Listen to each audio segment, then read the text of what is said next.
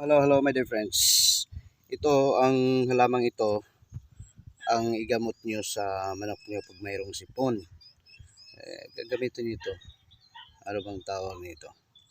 Basta titingnan nyo lang ang pangangano nito, yung itsura nito. Kalimutan ko na ang tawag nito. Basta titingnan nyo lang. Bigyan ko lang kayo ng hint. At kung paano nyo to gagamitin ito lang papakita ko sa inyo. So ganito nuhin mo ito ay ilagay mo sa apoy. So apoyan muna natin. Okay, ganon mo lang. So painitan mo ano yun ano yun tawag sa Bisayan, sugba. Iano mo sa apoy upang bago mo ibibigay sa manok, bago mo ipapakain sa manok, iapoyan mo muna. So pag mayroong sipon yung manok, huwag lang kayong bumili ng gamot pag wala kayong pambili.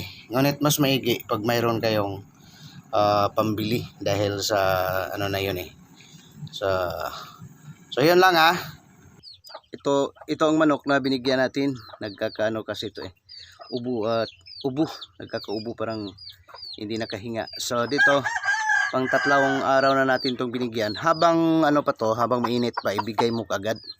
Ipakain mo na to, huwag mo nang ganunin, pakain mo sa kanya. So mahirap dahil walang tagahawak. Ito muna ipapakain ko sa kanya. Pakain mo na kaagad.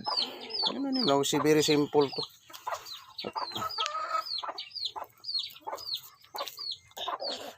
Ano, simple lang. Nag-iisa kasi ako ganyan tayo sa manok natin, kahit nagsasabong tayo. Ako talagang nagmamaneuver sa manok ko. Hindi ko inaasa yan sa iba. Yung iba mayroong taga-utos, ako hindi. Yung mga kasama ko tumitingin lang sila.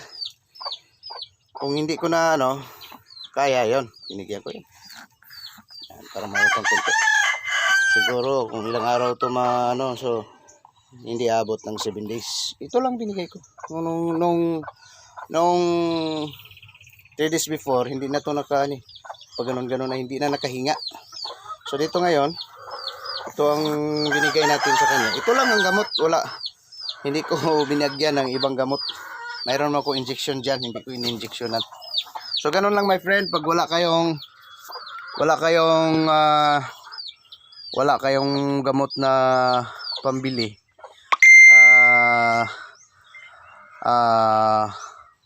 pag wala kayong gamot na pambili, yun lang. So nakaka minus gastos pa kayo. So dito, nakalimutan ko lang ang pangalan niyan sa comments titingnan nyo lang kung anong pangalan niyan dito sa amin. So yung mga Bisaya kikilala nila. So kikilalanin nyo lang. Ang importante kilala nyo ang etsura niya.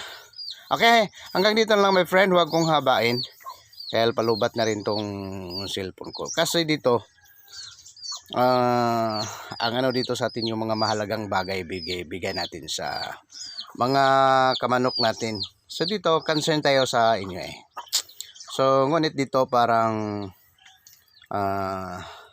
okay lang, ganon.